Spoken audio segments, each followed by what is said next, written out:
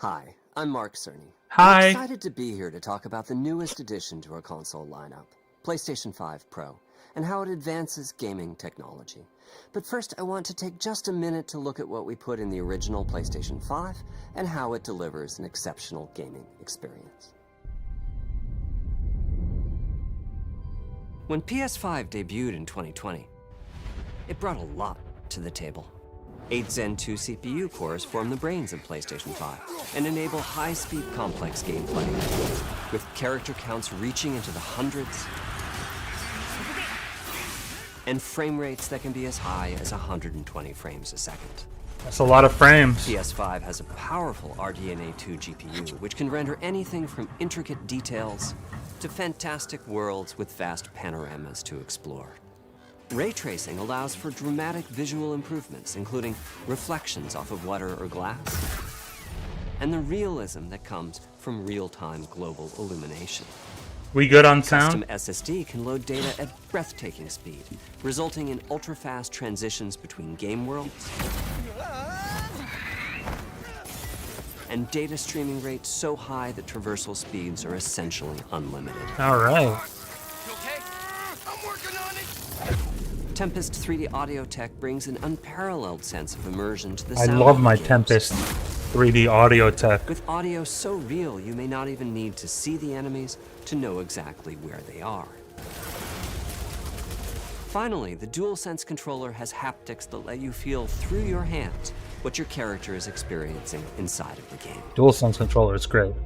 It's wonderful. I might be a tad bit too loud, so you're gonna go ahead and turn your ears down. Creators have made amazing use of the hardware capabilities, but when I talk to them, I do hear about their desire for more graphics performance. I'm just gonna raise the volume of the video for now, and we can tweak it after. Second, and that leads to an aspect of modern gaming that we're all familiar with: graphics modes. It can be a difficult choice for players. Fidelity modes emphasize the visuals, typically through higher resolution rendering. These modes might also have enhanced detail or Fix it in post? Oh no, there's no post. But the games only run at 30 frames per second. That I can't reach for my interface right now. Less responsive. Performance modes emphasize frame rate whole and thing. interactivity, typically choosing to run at 60 frames per second. Whatever, we'll get to it. Ratchet and Clank. Mainly by reducing the graphical detail until those frame rates can be achieved.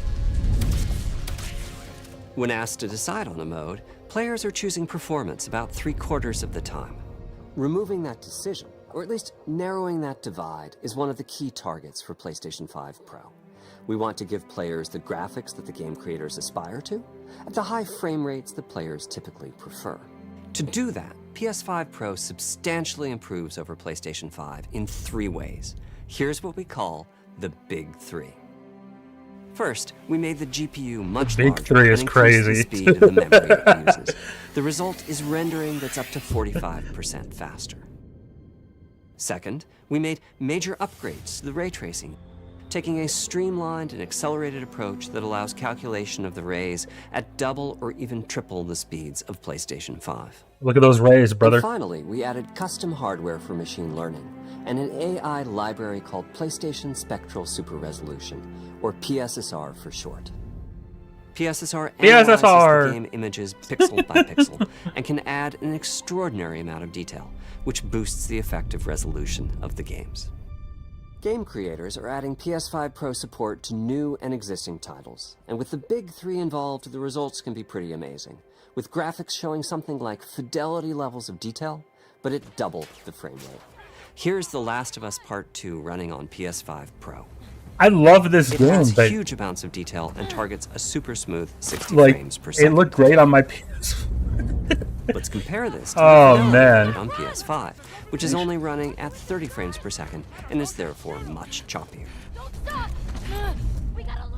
This goal of delivering almost fidelity-like graphics at performance frame rates has been achieved for a broad set of titles, including Marvel's Spider-Man 2 and Ratchet and Clank Rift Apart. We can see that PS5 Pro is close to doubling the power of PlayStation 5. Another way to compare the two consoles is to look at PS5 Pro versus Performance mode on PS5, both of which target 60 frames per second. What we see here is a difference in detail. PS5 Pro is much sharper and crisper than PS5. For this, my favorite is the parade scene from Ratchet & Clank. Distant details are much clearer. And here we can see Marvel's Spider-Man 2 is noticeably higher resolution throughout the scene, Spider-Man, including the trees and procedural cars. So overall, some remarkable improvement to the games. On PS5 Pro, we can see increased sharpness to the graphics or smoother and more responsive gameplay. This is the big three showing their value. As you've been seeing, machine learning via the PSSR library is being used quite broadly to add pixel detail and boost frame rate. But there are as many approaches as there are game engines. The increase in raw GPU power is being especially effective for Horizon Forbidden West. Apart from the detail boost, that extra graphics power is allowing for improvements to lighting and visual effects, as well as to the hair and the skin in cinematics. it's tough when Open up, guys. all their Show us games, yours. Good enough for me. you know, a lot of them look great already. Ray tracing is finding broad usage as well, particularly when the games are focused on higher frame rates. The faster hardware in PS5 Pro can make a real difference. Allowing Gran Turismo 7 to add ray-traced reflections between the cars in gameplay, while continuing to support their targeted 60 frames per second. That boost in ray tracing is also delivering big wins for Hogwarts Legacy, allowing not only for better reflections and a greater variety of reflective surfaces, but also for further realism in the casting of shadows. I hope you've enjoyed this run-through of the technology behind PlayStation 5 Pro. Simply put, it's the most powerful console we've ever built, and a worthy addition to the PS5 family. Let me wrap this up by giving you a quick look at a number of games running on the new console. You'll never break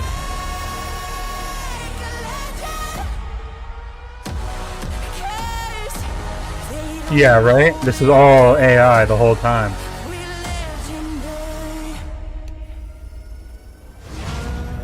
Don't let me hang it.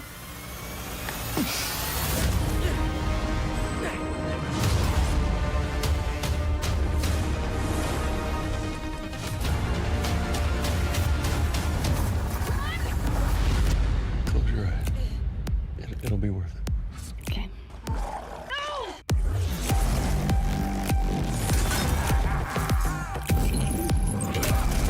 Did I do it? Oh, what is this? What's with all the neon?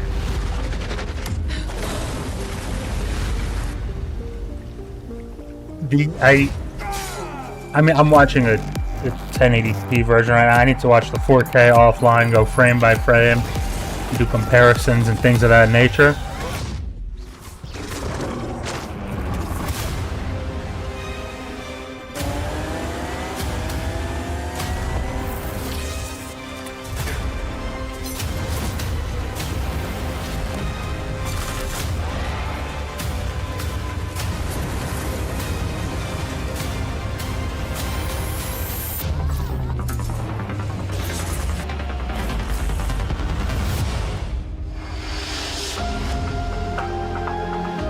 $6.99 is nuts.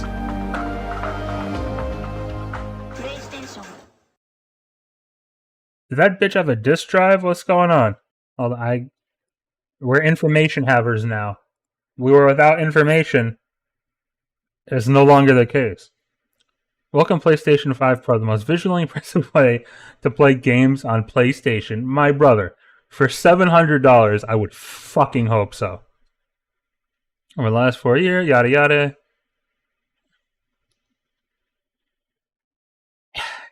$700 is a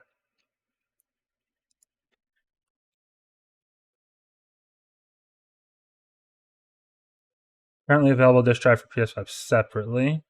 $700, and then you got to buy the disc drive separately is fucking insane. And I don't like it. But here's the thing. I'm part of the problem. Because I'm going to buy it. Kojima's going to show a Death Stranding trailer running the game on PS5 Pro, and I'm going to say I need that, lest I have the inferior version of Norman Reedus' next adventure.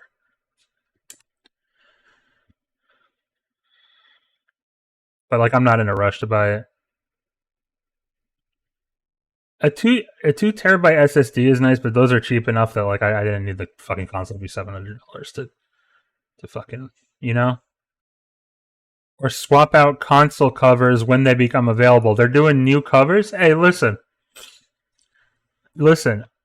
There's a reality where they drop 30th anniversary PlayStation Pro covers, and I buy them months before I have the console. That's how they get you. God damn it, they always get you.